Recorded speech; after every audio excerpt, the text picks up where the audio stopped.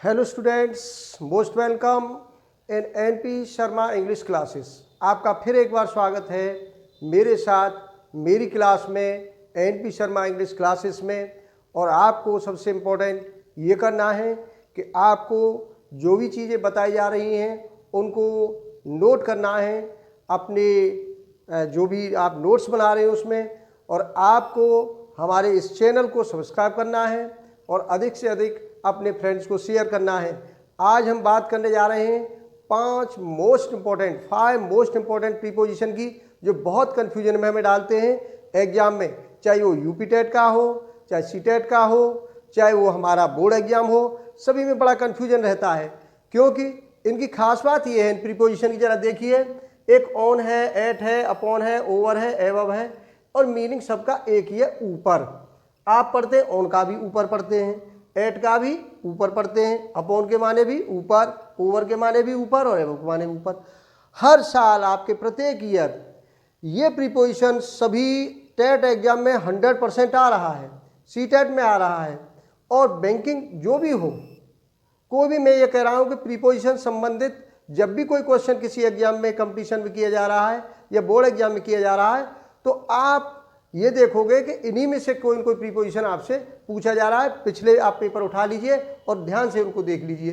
तो आप देखिए, क्योंकि ऑन के 3 प्रयोग हैं, एट के 4 प्रयोग हैं, इसका एक प्रयोग है, इसका एक प्रयोग है, इसका एक प्रयोग है, लगभग 10 रूल्स के करीब इसके हो जाते हैं। 4 और 3 7 8 9 10 नियम हैं। मीनिंग एक है, प्रयोग अनेक हैं। इस कंफ्यूजन को आज हम दूर कर देंगे। ध्यान से आपको समझना है इन सबको। तो चलिए, सबसे पहले हम चलते हैं ऑन प्रीपोजिशन पर। तो हमारा ऑन प्रीपोजिशन है, और ऑन प्रीपोजिशन के हम रूल्स को नोट करते हैं।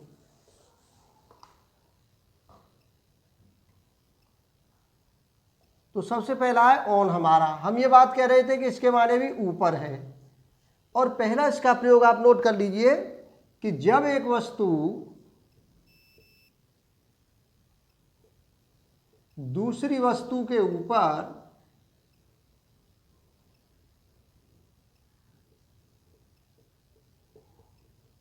स्थिर है, मीन्स बेस है, आधार है। जब एक वस्तु दूसरी वस्तु पर आधारित होगी, फॉर एग्जाम्पल ले लीजिए, जैसे मान लीजिए पुस्तक मेज पर है, पुस्तक मेज पर है, बना दीजिए, the book is on the table. छात्र जमीन पर बैठे हुए हैं, छात्र जमीन पर बैठे हुए हैं, the students are sitting on the ground. बात समझ में आ गई आपके कि जब एक वस्तु दूसरी वस्तु पर आधारित होगी तो वहाँ पर ऑन का प्रयोग होगा। जमीन पर है, चिड़िया वृक्षों की डालों पर बैठी हुई हैं, तुम मेज पर बैठे हुए हो, पुस्तक मेज पर है। जब एक वस्तु दूसरी वस्तु पर आधारित हो जाएगी, बेस हो जाएगा, स्थिर हो जाएगी, तो उसी कंडीशन में आपको ऑन का प्रयोग करना है, न कि एट का। वह एग्जाम में आपको अपॉन का दे सकता है, ओवर का दे सकता है, एबव का दे सकता है, लेकिन आपको किसका प्रयोग करना है? वहाँ पर ऑन का प्रयोग करना है, क्योंकि उनके प्रयोग अलग है। जब आप 5 प्रयोग को पूरा वीडियो देखोगे, आप पूरा वीडियो देखो, इन सबके 5 के अलग अलग नियमों को ध्यान से देखना आप, तो आपको वहाँ सेंटेंस पढ़ते ही पता लग जाएगा कि इसमें किस प्रीपोजिशन का करेक्ट यूज होना है। तो आप पूरा लगातार वीडियो को देखिए। तो अब आते हैं, दूसरा हमारा है प्रयोग ऑन का है। एक तो ये हो गया, दूसरा प्रयोग है हमारा ऑन का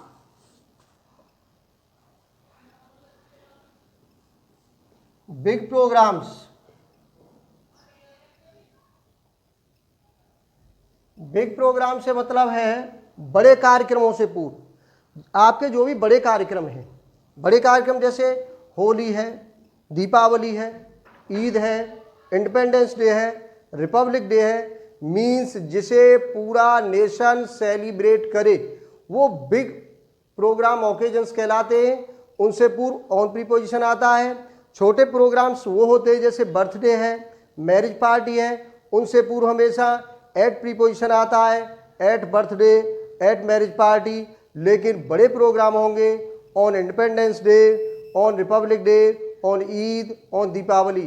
तो दूसरा प्रयोग ऑन का है बड़े कार्यक्रमों से पूर्व। तो ये नोट कर लीजिए, बिग प्रोग्राम से पूर्व। एग्जाम्पल ले लेते हैं इसका, जैसे मान लीजिए you presented a speech on the Republic Day, on the occasion कर दीजिए, अवसर पर, on the occasion of Republic day, ठीक है, ऑन दीपावली, ऑन होली। इसी तरह से बड़े प्रोग्राम से पूर्व आपको ऑन प्रीपोजिशन का प्रयोग करना है। वहां इनकरेक्ट में आपको एट का या अपॉन का प्रयोग करके देगा। तीसरा आ जाइए इसका इंपॉर्टेंट। अब तीसरा प्रयोग ऑन का कौन सा है? तीसरा बड़ा इंपॉर्टेंट है दिन, तारीख, महीना के नाम से पूर्व। देखिए नेक्स्ट ऑन का प्रयोग है, एक तो आपका ऑन का प्रयोग आधार के साथ हुआ था, एक ऑन का प्रयोग आपका प्रोग्राम से पूर्व हो गया। अब एक आपका हो गया दिन, तारीख, महीना के नाम से पूर्व होगा। दिन से मतलब है सातों दिन से पूर्व, और तारीख से मतलब है सभी जितनी भी डेट्स हैं सभी डेट से पूर्व लाओगे, और सभी 12 महीने से पूर्व लाओगे। फॉर एग्जाम्पल जैसे मान लीजिए हम लें कि गत वर्ष तुम्हारी बोर्ड परीक्षाएं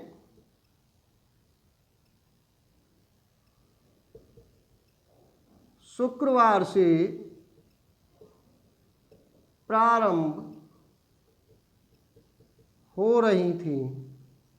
ठीक है, गत वर्ष तुम्हारी बोर्ड परीक्षा शुक्रवार से प्रारंभ हो रही थी।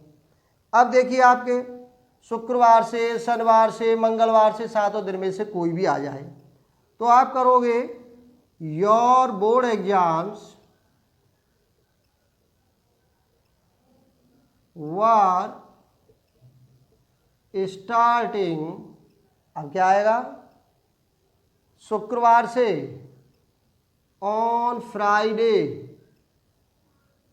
लास्ट ईयर, गत वर्ष लास्ट ईयर। तो your board exams were starting on Friday last year. अब आप समझ गए होंगे या ऑन फ्राइडे हो, ऑन सैटरडे हो, ऑन मंडे हो, ऑन संडे हो, सातों दिन आएंगे। अब मान लीजिए मंथ आ जाए आपका, किसी भी महीने से पूर्व हम ये कह रहे हैं कि महीने का नाम हो, on January, on February, on March. जैसे मान लीजिए एग्जाम्पल लेते हैं, तुम 15 मार्च को एक पत्र लिखोगे।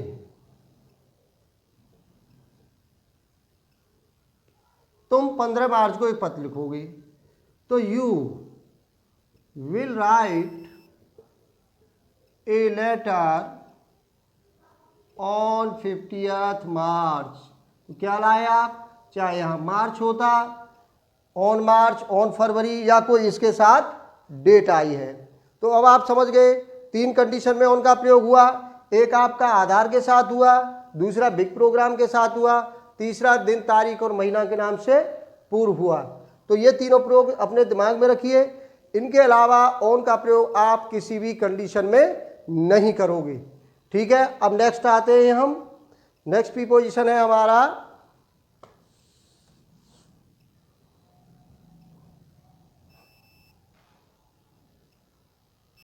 तो एट प्रीपोजिशन का प्रयोग हम कहाँ करेंगे?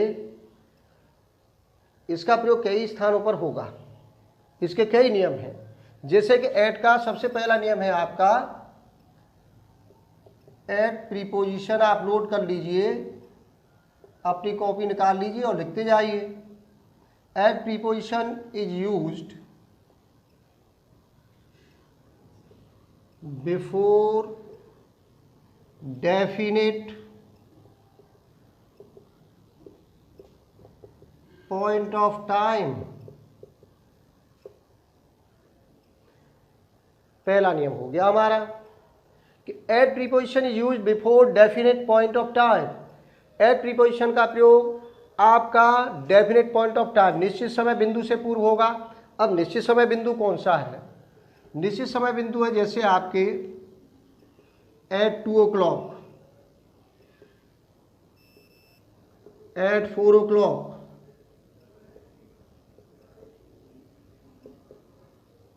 या at evening, at morning, at 9 etcetera. ये डेफिनेट पॉइंट ऑफ टाइम है, इनसे पूर्व हमेशा आप एट का प्रयोग करेंगे। जैसे एग्जाम्पल के लिए सेंटेंस लेते हैं हम, जैसे Sarla reads a novel, Sarla reads a novel at 2 o'clock। ठीक, आपका एट का प्रयोग हो गया। Meera plays hockey at evening.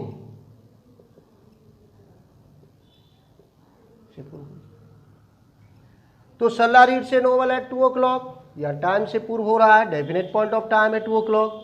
Meera plays hockey at evening, ये डेफिनेट टाइम है, एट मॉर्निंग, इससे पूर्व हो रहा है। नेक्स्ट लेते हैं एट का प्रयोग। एक तो ये हो गया हमारा डेफिनेट पॉइंट ऑफ टाइम। अब दूसरा है हमारा, इसे भी नोट करिए नियम को, at is used before the name of small places. छोटे स्थानों के नाम से पूर्व आप एट का प्रयोग करेंगे। छोटे स्थान से पूर्व कैसे करेंगे? जैसे छोटा स्थान है हमारा स्टेशन है, बस स्टैंड है, डोर है, होम है, विलेज का नाम है, किसी टाउन का नाम है, ये सब स्मॉल प्लेसेस में ही आएंगे और इनसे पूर्व आपको एट प्रीपोजिशन का प्रयोग करना होगा। जैसे हम इसका लेते हैं,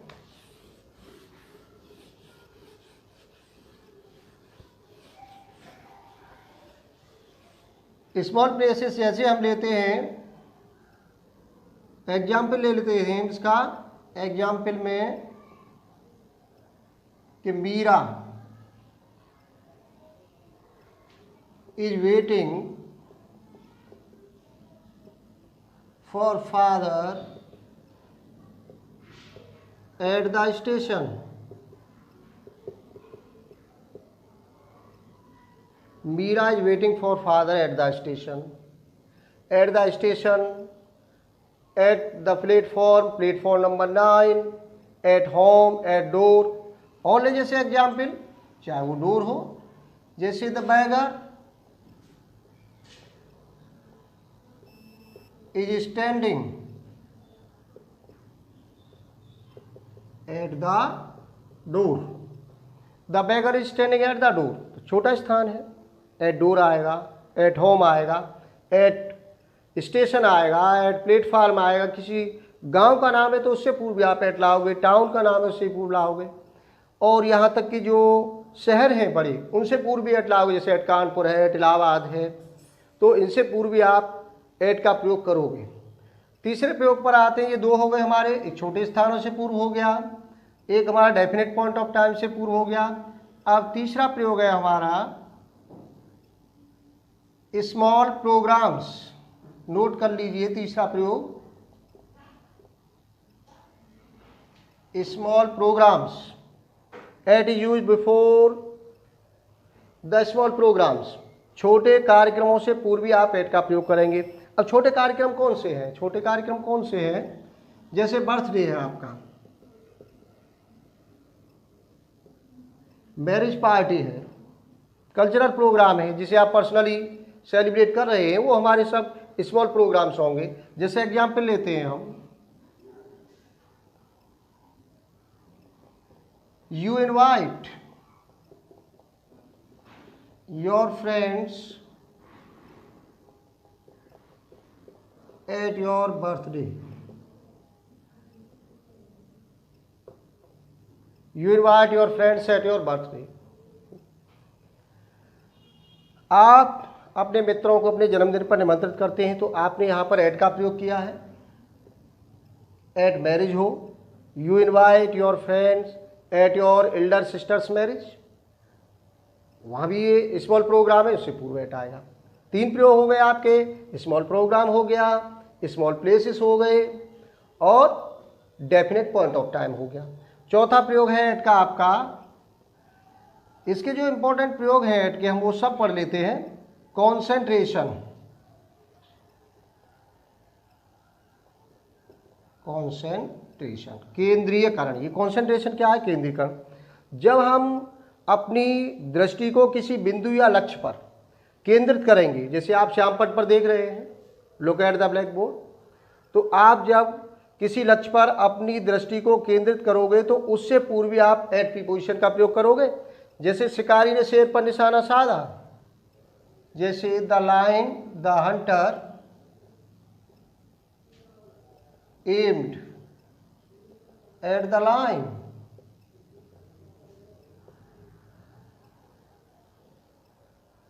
तो यहां पर जो हम देख रहे हैं कि जब हंटर की जो कंसंट्रेशन है, जो उसका केंद्रीकरण है, उसकी जो दृष्टि है वो किस पर है? लाइन पर है। दृष्टि को केंद्रित किया, इससे पूर्व भी हटाया है। तो स्टूडेंट से याद रखिए आप कि इन 4 कंडीशंस में हम एट प्रीपोजिशन का प्रयोग करेंगे।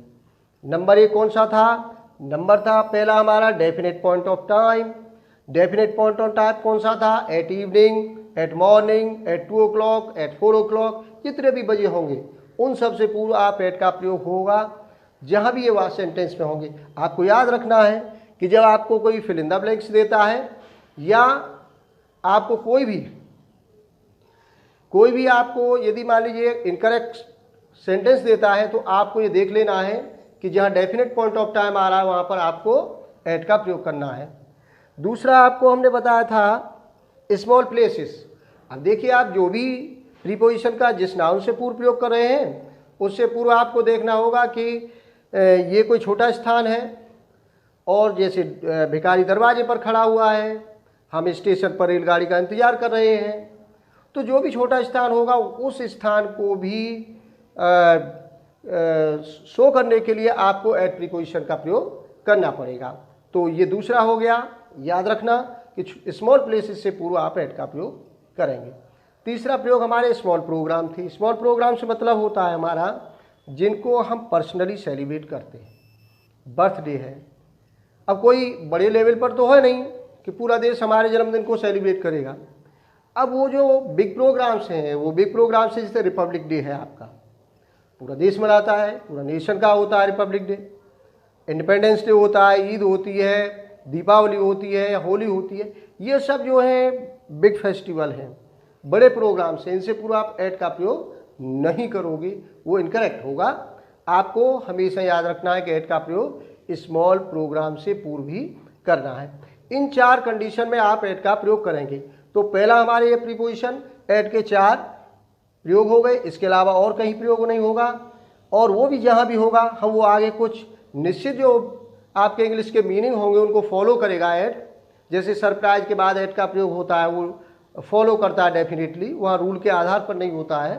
तो हम वो चीज़ भी आगे पूरी एक सूची पढ़ेंगे कि कौन कौन से प्रीपोजिशन निश्चित वर्ड को इंग्लिश को फॉलो करते हैं और कौन कौन से प्रीपोजिशन रूल्स के आधार पर प्रयोग किए जाते हैं। तो एक हमारा एट का प्रयोग हो गया। अब हम दूसरा लेते हैं। अब अपॉन प्रीपोजिशन क्या है देखिए। अपॉन, अपॉन इसके माने हिंदी में देखा जाए तो ऊपर ही है, इसके माने भी, ऑन का भी ऊपर होता है, इसके माने भी ऊपर ही, लेकिन इसका प्रयोग और ऑन का प्रयोग बहुत बड़ा अंतर है दोनों में। यहां पर पहले हम समझ लेते हैं अपॉन प्रीपोजिशन का। इसकी डेफिनेशन आप नोट कर लीजिए, इसका नियम आप नोट कर लीजिए।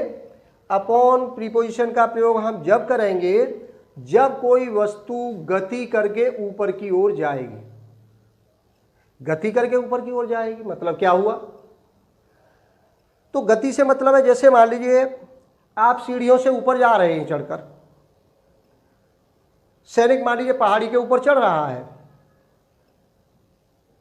वृक्ष के ऊपर आप चढ़ रहे हैं, गति के साथ आप ऊपर जा रहे हैं, अप और ऑन। आप समझ गए होंगे कि ऑन का आधार के साथ प्रयोग होता है, हम अभी नेक्स्ट इसका पढ़ेंगे प्रयोग ऑन का, और अप ऊपर की ओर संकेत करता है। तो जब गति के साथ ऊपर जाया जाए तो वहाँ अपॉन प्रीपोजिशन का प्रयोग होगा। ये आप डेफिनेशन नोट कर लीजिए, ये भी इंपॉर्टेंट बात है। एग्जाम्पल से आप समझ जाइए, केवल एक ही इसका प्रयोग है अपॉन का, गति के साथ ऊपर जाने के लिए। जैसे you climb upon the banyan tree,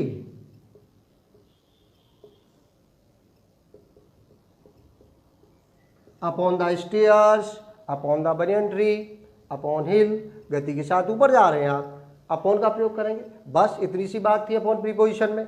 next आ जाइए, अगला प्रीपोजिशन हम लेते हैं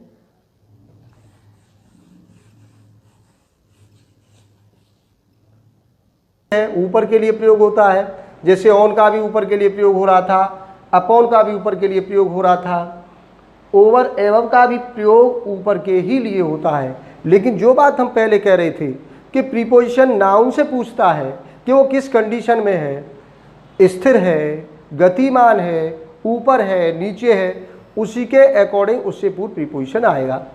अब जैसे ऑन का प्रयोग बेस के साथ आप पढ़ रहे थे, आधार है, स्थिर है। अपॉन का प्रयोग गति के साथ ऊपर जा रहा है, तो एक वस्तु दूसरे वस्तु के ऊपर होना, स्थिर होना, तो ऑन आ रहा था। वहाँ पर पुस्तक नाउन थी, स्थिर थी, उससे पूछा कि वो स्थिर है, ऑन का प्रयोग किया गया। गति के साथ एक वस्तु दूसरी वस्तु पर जा रही थी, अपॉन का प्रयोग किया। अब बात आती है ओवर और एवब की। तो ओवर और एवब के बारे में हम समझ लेते हैं। तो आपको ये दिखाई दे रहे हैं कि 36 प्रीपोजिशन है। इन 36 प्रीपोजिशन के सबके डिफरेंट रूल हैं। इसके बाद और भी रूल हैं, उनको भी हम पढ़ेंगे कि वो किस तरह से प्रयोग होंगे। लेकिन जो डेफिनेट एक रूल पर चलेगा प्रयोग प्रीपोजिशन का, वो 36 प्रीपोजिशन है। आप इनको ध्यान से देख लीजिए। इसके अलावा आपको कोई दिक्कत नहीं होगी कि कोई अन्य प्रीपोजिशन या अन्य रूल हमको चाहिए पढ़ने के लिए। आपको 100% इन्हीं में से आपको प्रीपोजिशन का कहीं भी कोई प्रयोग करना है तो वो रूल आपको मिल जाएगा। तो ओवर और एवब को हम पढ़ते हैं। ओवर के माने भी हम ये कह रहे हैं ऊपर है, और एवब के माने भी ऊपर है। बस एक छोटी सी बात याद रखिए अब आप कि इन दोनों प्रीपोजिशन का प्रयोग होगा आधार न हो, आधार की अनुभूति हो। एक वस्तु दूसरी वस्तु के ऊपर आधारित होगी तो ऑन का प्रयोग हो जाएगा, टच होगी तो उससे। हम कह रहे हैं कि आधार न हो, आधार की अनुभूति हो। जहाज मेरे सिर के ऊपर उड़ रहा है, जहाज मेरे सिर के ऊपर उड़ रहा है, स्थिर तो है नहीं, आधार नहीं है, गतिमान है। अंतर क्या है? एक तो ये याद रखिए कि ओवर एक वस्तु दूसरी वस्तु के ऊपर आधारित नहीं हो, गतिमान हो, ओवर प्रीपोजिशन आएगा। एक वस्तु दूसरी वस्तु के ऊपर 90 अंश के कोण पर होगी, 90 एंगल पर होगी और स्थिर होगी। आकाश मेरे सिर के ऊपर है, the sky is above my head. किसका प्रयोग करोगे? Above. The aeroplane is flying over my head. किसका प्रयोग करोगे? ओवर का। Birds are flying over the trees.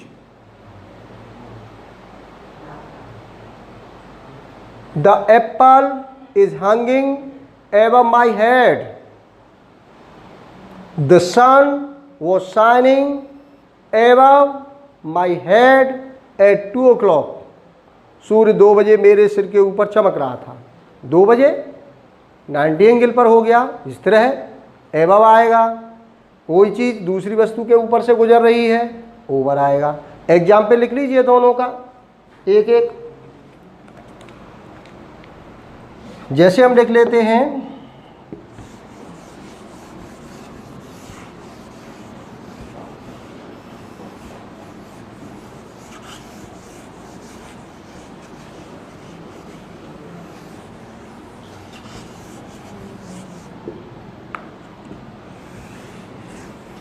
Note कर लीजिए इसका। The aeroplane is flying